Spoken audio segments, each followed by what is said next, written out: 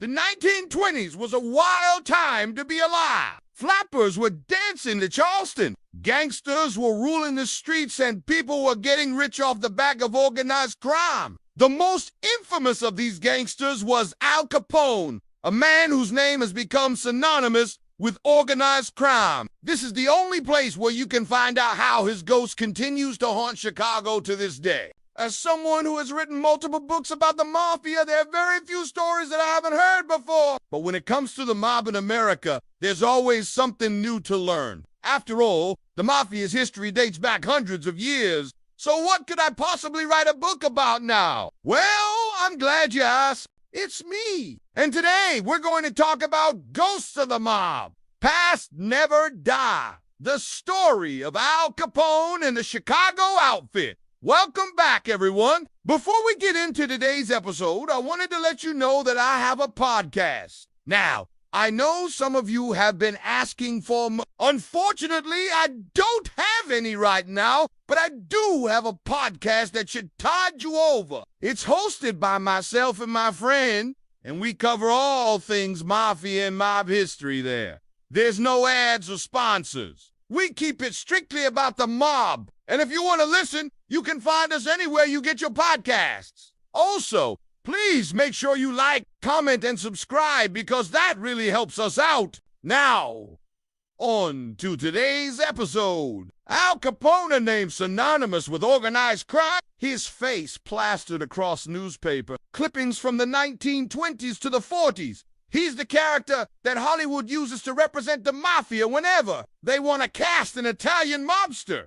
In reality, he wasn't even Italian, but the image of the charismatic gangster dressed in a three-piece suit and a fedora remains strong even to this day. But just because his face may be familiar to you doesn't mean that his presence still lingers around Chicago. In the early 1900s, the United States saw the rise of organized crime like never before. With the introduction of Prohibition, organized crime took advantage of the ban on alcohol and filled the void. Of course, there was already a market for illegal substances. However, Prohibition solidified the position of organized crime in the United States and made many millionaires. In Chicago, the big three mob families were led by Johnny Paul Ricca and Frank Nitti. These men, along with many others, ran the city. Of course, they didn't hold any political office, but their word carried more weight than the mayor at times. While they were the leaders of the Chicago Outfit, one man rose above them all,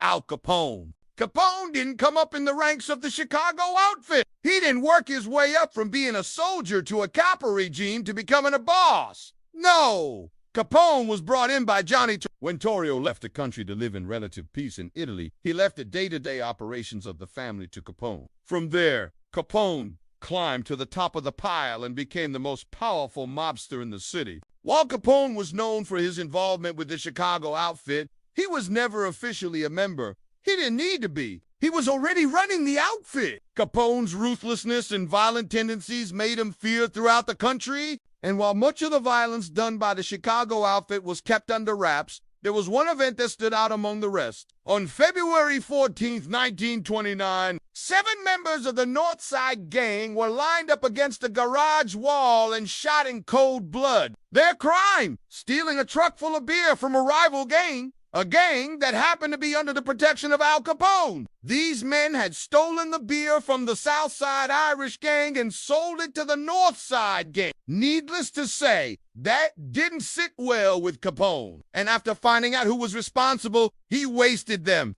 The massacre was the beginning of the end for Al Capone. The media had a field day with this story, and so did law enforcement. From there, Capone became a household name. The only problem for law enforcement was they couldn't touch the man.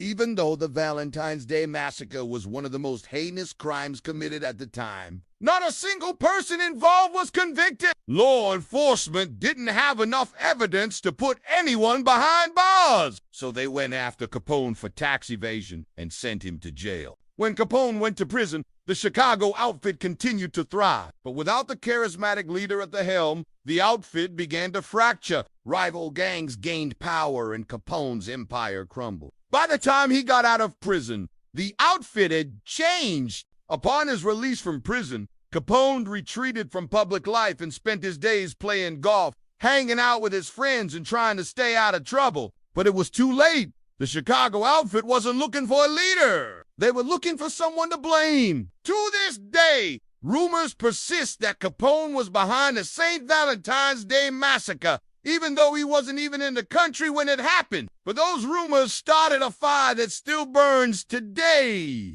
One of the most visited places in Chicago is the Chicago Crime Commission. Inside, visitors can view artifacts from famous mobsters like Al Capone. That's right! You can go to the museum and see the actual fingerprints of Al Capone. But Capone's ghost isn't just haunting Chicago's most popular museum. There are certain locations around the city where visitors report seeing the ghost of Capone. One such location is the Biograph Theater. According to legend, Capone was watching the premiere of the movie The Man Who Laughs when police entered the theater to arrest him. To this day, people have reported hearing gunshots and seeing the ghost of Capone sprinting down the street. Another location where people report seeing Capone's ghost is the Redhead Piano Bar. The Piano Bar is located in the basement of the Hotel Metro, and according to reports, Capone used to frequent the bar when he was running the Chicago outfit. Some have reported hearing gunshots coming from the basement and then seeing the ghost of Capone running through the hallway. A third location where the ghost of Capone is said to appear is the lobby of the Congress Plaza Hotel.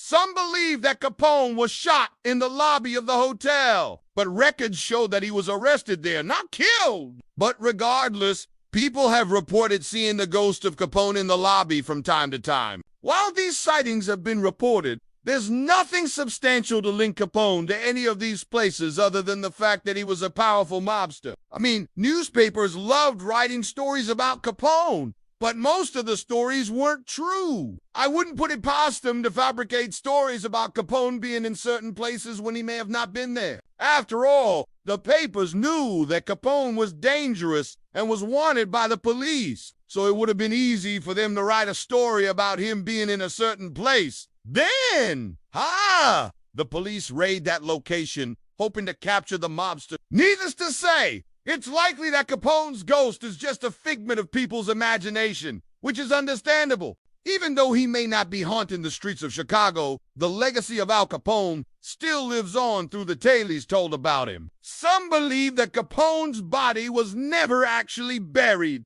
Some believe he's hiding in South America somewhere. And some believe that his ghost still walks the streets of Chicago. These tales are just that.